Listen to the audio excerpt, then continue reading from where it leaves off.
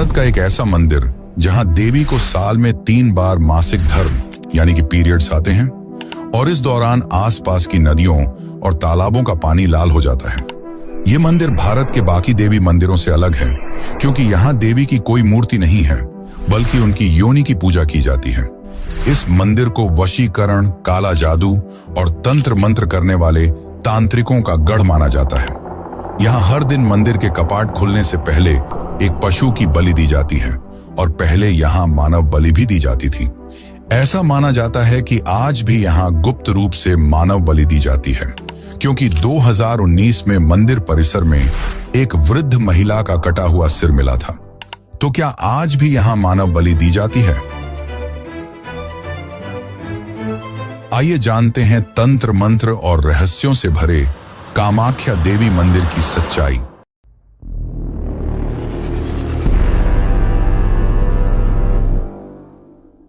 असम के गुवाहाटी में स्थित कामाख्या मंदिर 51 शक्तिपीठों में से एक है।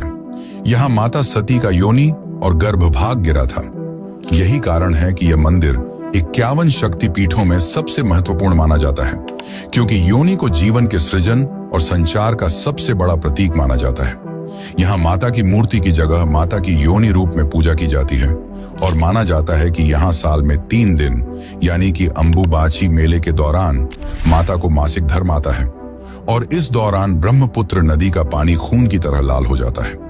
वैज्ञानिकों का मानना है कि मिट्टी में मौजूद लौह तत्व यानी कि आयरन ऑक्साइड की वजह से यह पानी लाल हो जाता है। पर सबसे बड़ा सवाल यह है कि आखिर यह अंबुबाची मेले के दौरान ही क्यों होता है? यह शक्तिपीठ और भी खास तब बन जाता है जब देवी 10 महाविद्याओं के साथ विराजमान होती हैं। आखिर ये 10 महाविद्याएं कौन सी हैं और इनकी ताकत क्या है? और क्यों तांत्रिक यहाँ आकर काला जादू करते हैं? आखिर क्यों माता ने अपने सबसे प्रिय तांत्रिक का सिर धड़ से अलग कर दिया? और इतिहास में ऐसा क्या हुआ कि मां कामाख्या ने असम के राजवंश को श्राप दे दिया जिससे सदियों बाद भी उनका मंदिर में प्रवेश निषेध है? और सबसे बड़ा सवाल यह है कि मंदिर को किसने बनवाया, क्योंकि इतिहासकारों का मानना है कि इस मंदिर को 8वीं से 9वीं शताब्दी के बीच बनवाया गया था, पर हमारे धर्म ग्रंथों में तो कुछ और ही लिखा मिलता है। तो आज की इस डॉक्यूमेंट्री में हम आपको बताने वाले हैं कामाख्या मंदिर का इतिहास और इससे जुड़े कई चौंकाने वाले रहस्य जो आपके होश उड़ा देंगे, क्योंकि यह सिर्फ एक मंदिर नहीं बल्कि काले जादू की साधनाओं का गढ़ भी है जहां दूर दूर से तांत्रिक साधना करने आते हैं। तो चलिए जानते हैं इन रहस्यों को, और अगर वीडियो अच्छी लग रही है तो इसे लाइक जरूर करें।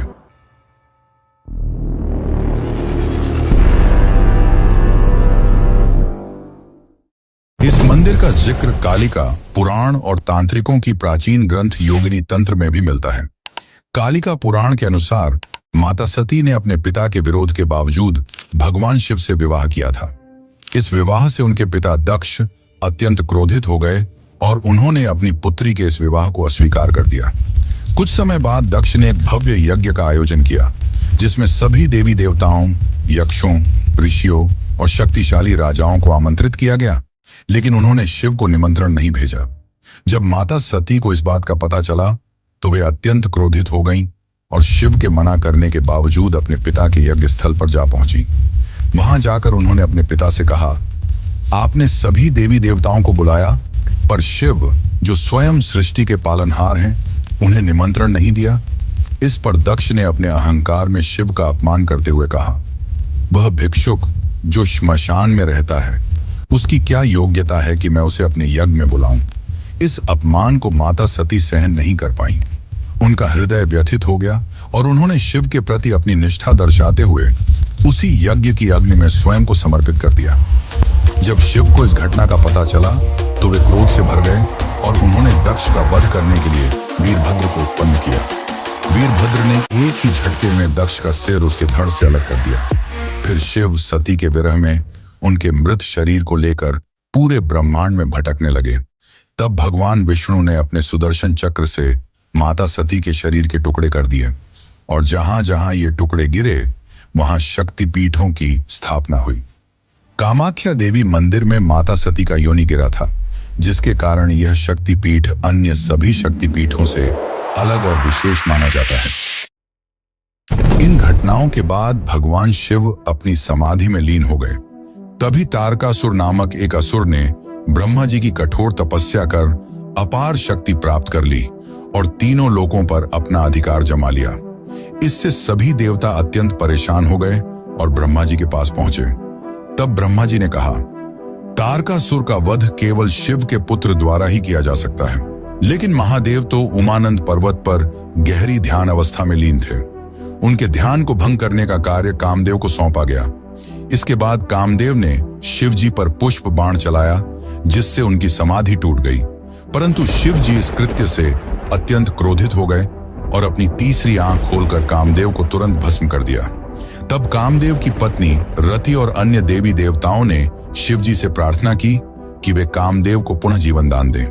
उनकी प्रार्थना से शिव जी का क्रोध शांत हुआ और उन्होंने कामदेव को जीवन दान तो दे दिया, लेकिन उनका सुंदर रूप वापस नहीं आया। तब कामदेव और रति ने शिव जी से प्रार्थना की, हे महादेव, हमें ऐसा जीवन न दें जिसमें सौंदर्य न हो।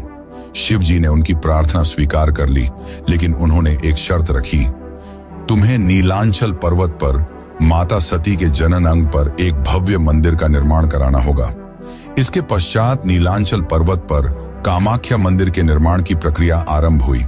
इस कार्य में भगवान विश्वकर्मा ने भी सहायता की और उन्होंने मंदिर की भव्य संरचना तैयार की। इसके बाद कामदेव ने इस मंदिर में भैरव और 64 योगिनियों की मूर्तियों की स्थापना की।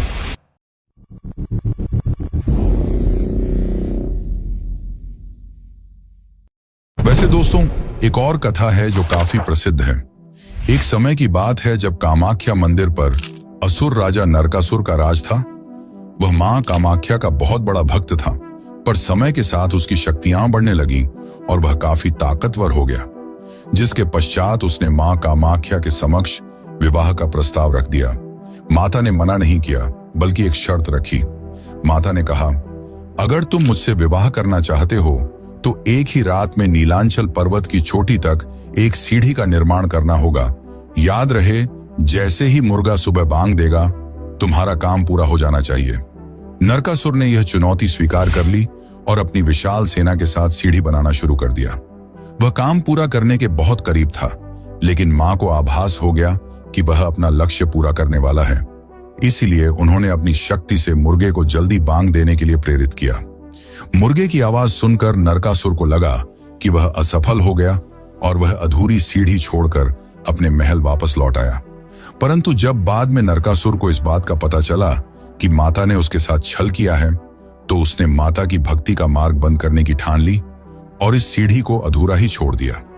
आज भी कामाख्या जाने वाले भक्त उस अधूरी सीढ़ी को देख सकते हैं, जिसे मैकलूज पाठ कहा जाता है। और जहां पर मुर्गे ने बांग दी थी, उसी जगह पर नरकासुर ने मुर्गे को मार डाला था, जिसे आज के समय में कुकुरा कांटा के नाम से जाना जाता है। इन सब के बाद एक समय महर्षि वशिष्ठ मां कामाख्या के दर्शन के लिए पहुंचे, परंतु नरकासुर ने उन्हें रोक दिया। तब महर्षि वशिष्ठ ने नरकासुर को क्रोध में कहा, तुम्हें अंदाजा नहीं कि तुम किसके सामने खड़े हो और किसका मार्ग रोक रहे हो।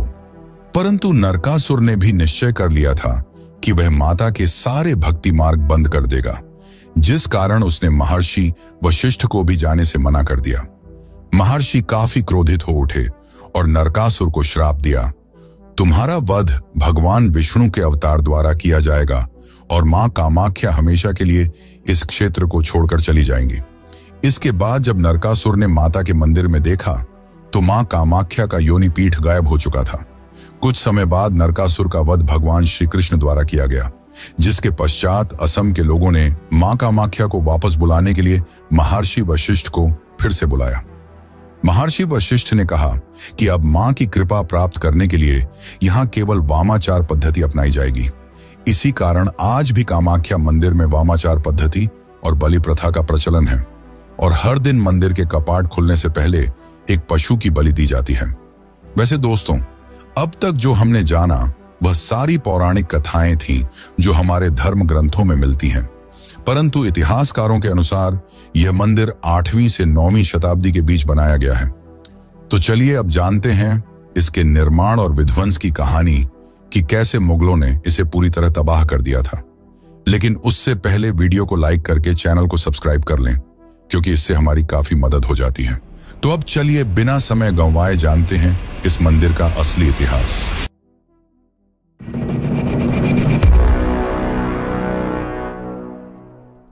मंदिर का सबसे पहला उल्लेख 8वीं से 9वीं शताब्दी में मिलता है, जब यह क्षेत्र पाल वंश यानी कि पाला डायनेस्टी के अंतर्गत था। पाल राजाओं ने हिंदू धर्म और तांत्रिक साधनाओं को प्रोत्साहित किया, इसीलिए कामाख्या मंदिर में तंत्र साधना और हिंदू शक्ति उपासना का अद्भुत संगम देखने को मिलता है। ऐसा माना जाता है कि मंदिर का प्रारंभिक निर्माण असम के स्थानीय कछारी राजाओं ने किया था, जिन्हें शक्ति की पूजा का ज्ञान था। कामरूप राज्य के शासक इंद्रपाल, धर्मपाल और जयपाल ने इस मंदिर को और भव्य रूप दिया। इन सब के बाद 16वीं शताब्दी में अर्थात 1498 से 1500 के बीच बंगाल के सुल्तान अलाउद्दीन हुसैन शाह ने असम पर आक्रमण किया। इस आक्रमण के दौरान उनके सेनापति काला पहाड़ ने मंदिर को पूरी तरह नष्ट कर दिया। तांत्रिक पूजा और शक्ति साधना को काफिर प्रथा मानते हुए मुस्लिम शासकों ने मंदिर को ध्वस्त कर दिया और तांत्रिकों को मार डाला। लगभग 50 से 100 वर्षों तक यह मंदिर खंडहर की तरह पड़ा रहा। इसके पश्चात 17वीं शताब्दी में अहोम वंश ने असम में शासन किया और मुगलों को हराकर इस क्षेत्र को वापस लिया। अहोम राजाओं ने शक्ति पूजा को पुनर्जीवित किया और मंदिर का भव्य पुनः निर्माण कराया। मुख्य अहोम शासकों में जिन्होंने पुनः निर्माण कराया, उनमें सबसे पहला नाम आता है राजा जयद्वाज सिंघा का, जिन्होंने मंदिर को पुनः निर्मित करने का संकल्प लिया, लेकिन किसी कारणवश वे इसे पूरा नहीं कर पाए। इसके बाद 1667 से 1670 के बीच राजा चक्रध्वज सिंघा ने मंदिर का आंशिक पुनः निर्माण कराया और इसे मजबूत बनाने के लिए स्थानीय शिल्पियों को नियुक्त किया। इन सब के पश्चात अंततः 1751 से 1769 के बीच राजा राजेश्वर सिंघा के शासनकाल में मंत्री पंथानंद गोगोई और अन्य स्थानीय वास्तुकारों ने मंदिर को पूर्ण रूप से पुनः निर्मित किया।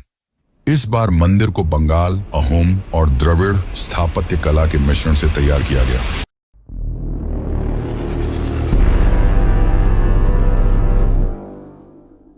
कामाख्या मंदिर में हर साल अंबुबाची मेले का आयोजन किया जाता है, जिसमें दुनिया भर के तांत्रिक भाग लेते हैं और माना जाता है कि इस दौरान देवी कामाख्या साल में एक बार मासिक धर्म यानी कि पीरियड्स में जाती हैं और इसी दौरान ब्रह्मपुत्र नदी का पानी खून की तरह लाल हो जाता है। अंबुबाची मेला हर साल जून के महीने में आयोजित किया जाता है। पौराणिक कथाओं के अनुसार यह त्योहार सतयुग में 16 वर्ष, त्रेता युग में 12 वर्ष, द्वापर युग में 7 वर्ष और कलयुग में हर वर्ष मनाया जाता है। यह मेला तांत्रिक अनुष्ठानों के लिए काफी महत्वपूर्ण है और इस दौरान जब माता रजस्वला होती हैं, तो मंदिर के कपाट 3 दिनों के लिए बंद कर दिए जाते हैं और इस दौरान मंदिर में किसी भी प्रकार की पूजा नहीं होती। लेकिन 3 दिनों के लिए मंदिर बंद होने से पहले मंदिर के अंदर एक सफेद कपड़ा बिछा दिया जाता है और जब 3 दिन बाद कपाट खोले जाते हैं तो यह कपड़ा पूरी तरह लाल और गीला हो चुका होता है। इस कपड़े को अंबुबाची वस्त्र या रक्त वस्त्र भी कहा जाता है और इस कपड़े के छोटे छोटे टुकड़े करके भक्तों को प्रसाद के रूप में बांट दिया जाता है। अब सबसे बड़ा सवाल यह आता है कि अंबुबाची मेले के दौरान ब्रह्मपुत्र नदी का पानी लाल क्यों हो जाता है? वैज्ञानिकों के अनुसार ब्रह्मपुत्र नदी के आसपास की चट्टानों में लौह तत्व यानी कि आयरन ऑक्साइड काफी ज्यादा मात्रा में पाई जाती है, जिसके कारण बारिश के मौसम में जब पानी चट्टानों से होकर गुजरता है तो इसमें आयरन ऑक्साइड घुल जाता है, जिससे पानी लाल हो जाता है। पर सवाल अब भी यही है कि पानी लाल केवल इन 3 दिनों में ही क्यों होता है, जबकि असम में मानसून तो अंबुबाची मेले के पहले ही आ जाता है, लेकिन तब तो पानी लाल नहीं होता। यह कुछ और नहीं बल्कि मां कामाख्या की शक्ति है। माता कामाख्या को प्रजनन और सृजन की देवी माना जाता है और जब मेले के दौरान माता रजस्वला होती हैं, तब पानी का रंग लाल हो जाता है। इसे देवी की शक्ति का प्रतीक माना जाता है। भक्त इस जल को पवित्र और शक्तिशाली मानते हैं और इसे प्रसाद के रूप में ग्रहण करते हैं। हिंदू धर्म में भले ही कई मंदिरों में महिलाओं के मासिक धर्म को लेकर वर्जनाएं देखने को मिलती हैं, लेकिन कामाख्या मंदिर में इसे शक्ति का स्रोत माना जाता है। इसी कारण यह मंदिर स्त्री ऊर्जा की सबसे बड़ी शक्तिपीठ कहलाता है।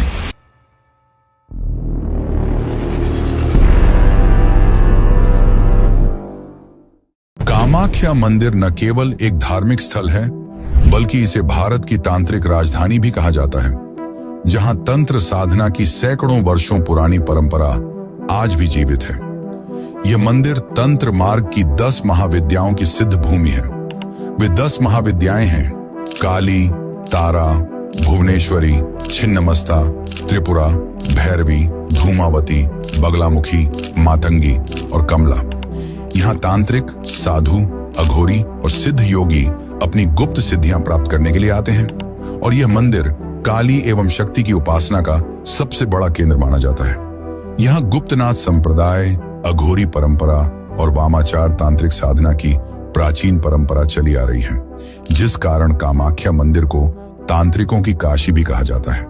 इस मंदिर में देवी को प्रसन्न करने के लिए मुख्य रूप से नर, बकरों, भैंसों और कबूतरों की बलि दी जाती है, लेकिन मादा पशुओं को बलि से दूर रखा गया है। माना जाता है कि जो भक्त पशुओं को कटता देखता है, वह पूरे साल सुखी जीवन व्यतीत करता है। इस मंदिर के परिसर में हर ओर लाल रक्त का दृश्य दिखाई देता है। एक और अद्भुत रहस्य यह है कि मंदिर के गर्भगृह में स्थित योनि आकार के पत्थर से हर समय पानी का बहाव होता रहता है। आज तक इस जल स्रोत का कोई वैज्ञानिक स्पष्टीकरण नहीं मिला है, लेकिन इसे देवी की कृपा और सृजन का प्रतीक माना जाता है और भक्त इसे प्रसाद के रूप में ग्रहण करते हैं। वैसे क्या आपको पता है कि कामाख्या मंदिर में मानव बलि भी दी जाती थी, और शायद आज भी यह काम चोरी छुपे किया जाता है, क्योंकि समय समय पर ऐसे मामले सामने आए हैं जिसमें 2019 का मामला चौंकाने वाला था। तो चलिए जानते हैं मानव बलि की असली सच्चाई। पर उससे पहले अगर आपको वीडियो अच्छी लग रही हो तो इसे लाइक करें और चैनल को सब्सक्राइब कर लें। यह आपके लिए तो फ्री है, लेकिन इससे हमारी काफी मदद हो जाती है।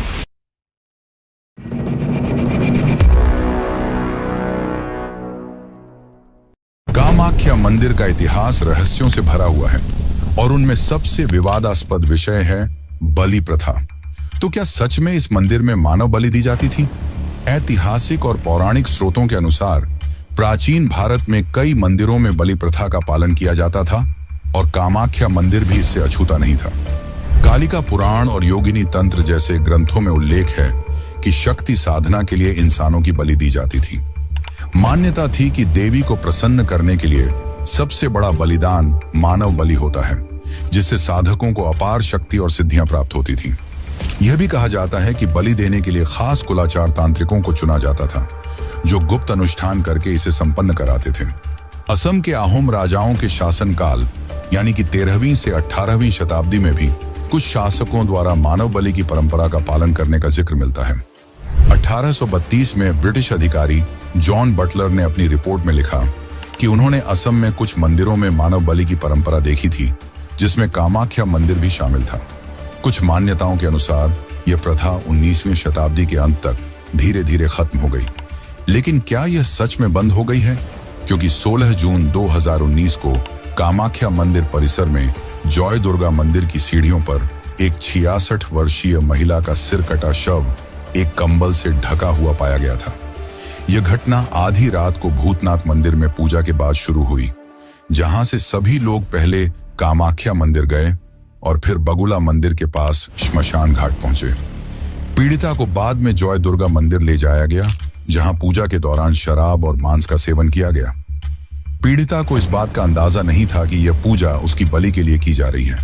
पूजा की एक विशेष रस्म के बाद उसका सिर कुल्हाड़ी से काट दिया गया। यह सिर्फ एक घटना है जिसके बारे में हमें पता है, न जाने ऐसे और भी कितनी घटनाएं होती होंगी जिनका हमें पता भी नहीं चलता।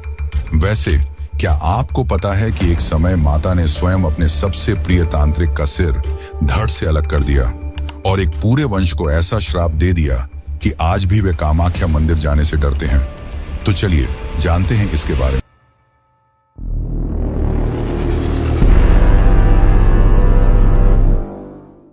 केंदुकलई नामक भक्त की भक्ति और उनके साथ घटी इस अद्भुत घटना ने कामाख्या मंदिर के इतिहास और देवी की चमत्कारी शक्तियों को नई पहचान दी।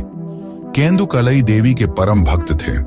उनकी भक्ति इतनी गहरी थी कि देवी स्वयं उनकी प्रार्थना को सुनती थी और कई बार उनके सामने प्रकट होती थी। एक दिन एक दुखी मां अपनी मृत बच्ची को लेकर केंदुकलई के पास आई। वह आशा से भरी हुई थी कि देवी की कृपा से उसकी बच्ची को जीवन मिल सके। केंदुकलई ने शुरुआत में यह कहकर मना कर दिया कि मृत व्यक्ति को पुनर्जीवित करना किसी साधारण व्यक्ति के लिए संभव नहीं है, लेकिन उस मां की गहरी श्रद्धा और आस्था देखकर केंदुकलई ने देवी से प्रार्थना करने का निर्णय लिया। उन्होंने मृत बच्ची को मां कामाख्या की पवित्र शिला पर रखा और पूर्ण समर्पण भाव से प्रार्थना की। देवी की कृपा और केंदुकलई की भक्ति ने ऐसा चमत्कार किया कि वह बच्ची पुनः जीवित हो उठी। यह घटना पूरे नगर में फैल गई और केंदुकलई की भक्ति तथा मां कामाख्या की शक्ति का एक अद्भुत प्रमाण बन गई। यह चमत्कार इस बात का प्रतीक था कि जब किसी की आस्था और विश्वास सच्चे होते हैं तो देवी की कृपा अदृश्य रूप में प्रकट होकर भक्तों का कल्याण करती है। केंदुकलई की भक्ति आज भी श्रद्धा और विश्वास का प्रतीक मानी जाती है। इस घटना से प्रेरित होकर राजा नर नारायण ने भी मां का साक्षात दर्शन करने की इच्छा व्यक्त की। उन्हें यह सुनने को मिला था कि केंदुकलई इतने बड़े भक्त हैं कि उनकी प्रार्थना से मृत व्यक्ति भी जीवित हो सकता है। स्थानीय मान्यता के अनुसार रात के समय जब कामाख्या मंदिर के कपाट बंद हो जाते थे, तब केंदुकलई विशेष पूजा किया करते थे। इस पूजा के दौरान वे अपनी आंखों पर पट्टी बांधकर देवी का आह्वान करते थे, भजन गाते थे और मंत्रों का उच्चारण करते थे। भक्तों का विश्वास था कि इस दौरान मां कामाख्या स्वयं प्रकट होती थी और केंदुकलई के साथ संवाद करती थी। राजा नर नारायण ने अत्यधिक आग्रह किया तो केंदुकलई ने उन्हें एक उपाय सुझाया। केंदुकलई ने कहा कि जब वे मां की स्तुति करना शुरू करें तब राजा गर्भगृह के एक छोटे छिद्र से मां के दर्शन कर सकते हैं। जब केंदुकलई ने मां कामाख्या की स्तुति की तब देवी उनकी भक्ति और विशेष पूजा से प्रसन्न होकर प्रकट हुई। लेकिन शीघ्र ही देवी को राजा नर नारायण की छिपी उपस्थिति का आभास हो गया। यह एक अनादर और छल था जिससे मां कामाख्या क्रोधित हो गईं। यह अपमान उन्हें असहनीय लगा और उन्होंने राजा नर नारायण को श्राप दे दिया कि उनके वंश का कोई भी सदस्य यदि इस क्षेत्र में प्रवेश करेगा तो उसकी मृत्यु हो जाएगी। देवी के इस श्राप से भयभीत होकर राजा नर नारायण ने वह क्षेत्र छोड़ दिया। यह श्राप इतना प्रभावशाली था कि आज भी उनके वंशज कामाख्या क्षेत्र से गुजरते समय अपनी आंखें ढक लेते हैं या छत्र का उपयोग करते हैं ताकि वे गलती से भी मां कामाख्या के दर्शन न कर लें। यह घटना केवल राजा नर नारायण तक ही सीमित नहीं रही, इसका प्रभाव केंदुकलई पर भी पड़ा। कुछ कथाओं के अनुसार देवी ने क्रोधित होकर केंदुकलई का सिर धड़ से अलग कर दिया। अन्य कथाएं कहती हैं कि मां ने उन्हें पत्थर की मूर्ति में बदल दिया। दोनों ही कथाएं मां कामाख्या के क्रोध और केंदुकलई के प्रति उनके अद्वितीय संबंध को दर्शाती हैं। यह कथा मां कामाख्या की अपार शक्ति और भक्तों की गहरी आस्था का प्रतीक बन गई। धरती के इस कोने में जहां तांत्रिकों के मंत्रों की गूंज और देवी के आशीर्वाद का प्रकाश हमेशा बना रहता है, वहां स्त्री की शक्ति को एक अलग ही नजरिए से देखा जाता है। यहां मासिक धर्म को गंदगी नहीं बल्कि सृजन की वह शक्ति माना जाता है जिससे पूरी सृष्टि चलती है। जब दुनिया के कई हिस्सों में आज भी महिलाओं को इस प्राकृतिक प्रक्रिया के दौरान अछूत समझा जाता है, कामाख्या उन्हें देवी का रूप बताकर पूछता है। अंबुबाची के उन 3 दिनों में जब मंदिर के पट बंद रहते हैं तो हवा में एक अजीब सी रहस्यमयी ऊर्जा भर जाती है। मान्यता है कि इन दिनों धरती स्वयं रजस्वला होती है। जब मंदिर फिर से खुलता है तो भक्तों के हाथों में जो लाल कपड़ा आता है वह सिर्फ एक प्रसाद नहीं बल्कि प्रकृति के उस रहस्य का प्रतीक है जिसे समाज ने सदियों से छुपाने की कोशिश की है। आधुनिक विज्ञान भी मानता है कि इस दौरान मंदिर के आसपास की मिट्टी में आयरन ऑक्साइड की मात्रा बढ़ जाती है जो पानी को लाल रंग देती है। लेकिन यहाँ की कहानी सिर्फ पूजा पाठ तक सीमित नहीं है। कामाख्या के इतिहास का एक पन्ना ऐसा भी है जिसे पलटने से आज भी लोग हिचकिचाते हैं। देवदासी प्रथा के नाम पर चली आ रही वह कुप्रथा जिसने न जाने कितनी महिलाओं के जीवन को तहस नहस कर दिया। मंदिर की सेवा के नाम पर शुरू हुई यह परंपरा धीरे धीरे महिलाओं के शोषण का साधन बन गई। आज जब यह प्रथा बंद हो चुकी है तब भी इसकी यादें यहाँ की दीवारों से चिपकी हुई हैं। आज के दौर में जब नारीवाद अपनी पहचान की तलाश कर रहा है, कामाख्या मंदिर एक अजीब विरोधाभास बना हुआ है। एक तरफ तो यह स्त्री शक्ति का प्रतीक है, जहां दुनिया भर से महिलाएं अपनी आध्यात्मिक ताकत को तलाशने आती हैं। दूसरी ओर इसका अतीत उन सामाजिक बेड़ियों की याद दिलाता है जिन्हें तोड़ने में अभी बहुत समय लगेगा। शायद यही इस जगह की सबसे बड़ी सीख है कि शक्ति और शोषण के बीच की रेखा हमेशा बहुत पतली होती है। यहां आकर हर महिला को एहसास होता है कि उसके शरीर में छिपी वह शक्ति, जिसे समाज ने सदियों से अपवित्र कहा, वही असली देवत्व है।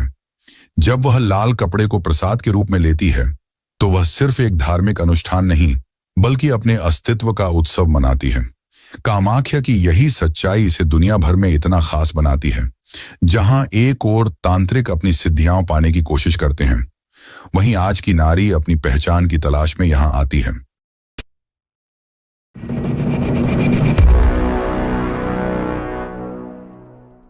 तो दोस्तों, ये कथाएं हमें इस मंदिर में माता की उपस्थिति का प्रतीक देती हैं। यह कोई साधारण मंदिर नहीं, बल्कि कई अनसुलझे रहस्यों से भरा हुआ है। अगर आप इस वीडियो को यहां तक देख चुके हैं, तो इसका मतलब है कि कहीं ना कहीं आप भी इस रहस्य से जुड़े हुए हैं। अब सवाल यह है, क्या आप इस दिव्य ज्ञान को दूसरों तक पहुंचाना चाहते हैं? अगर हां, तो वीडियो को लाइक करें, क्योंकि जब आप लाइक करते हैं तो यह वीडियो और लोगों तक पहुंचता है और उन्हें भी इस रहस्य के बारे में जानने का मौका मिलता है। अगर आपको लगता है कि यह जानकारी आपके दोस्तों, परिवार वालों या किसी भी आस्तिक को चौंका सकती है, तो इस वीडियो को शेयर करें। और अगर आप ऐसी ही और रहस्यमयी कहानियां और अद्भुत खुलासे जानना चाहते हैं, तो चैनल को सब्सक्राइब करें और बेल आइकन दबाएं, क्योंकि अगले वीडियो में हम एक और रहस्य से पर्दा उठाने वाले हैं, जिसे आप मिस नहीं करना चाहेंगे।